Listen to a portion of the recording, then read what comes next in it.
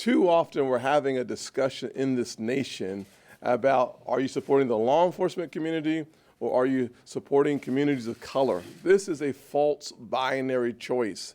The answer to the question of which side do you support, it's I support America. And if you support America, you support restoring the confidence that communities of color have in institutions of authority. If you support America, that means you know that the overwhelming number of officers in this nation want to do their job, go home to their family. It is not a binary choice.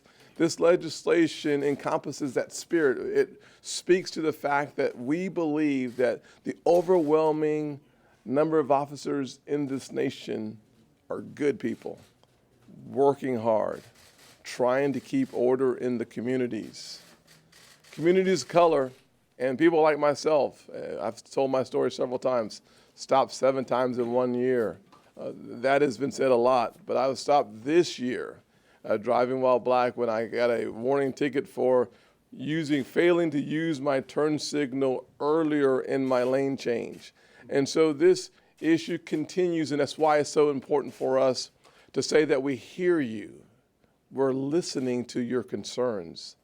The George Floyd incident certainly accelerated this conversation, and we find ourselves at a place with a package that I think speaks to the families that I spoke with yesterday who lost loved ones.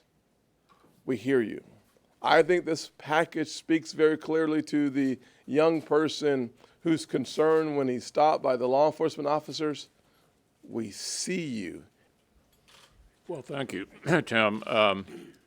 Even before George Floyd and Breonna Taylor, Senator Scott has made it possible for those of us in the Senate Republican Conference who are not African American to understand that this problem still exists. We learned about his being stopped on numerous occasions well before the events of this year.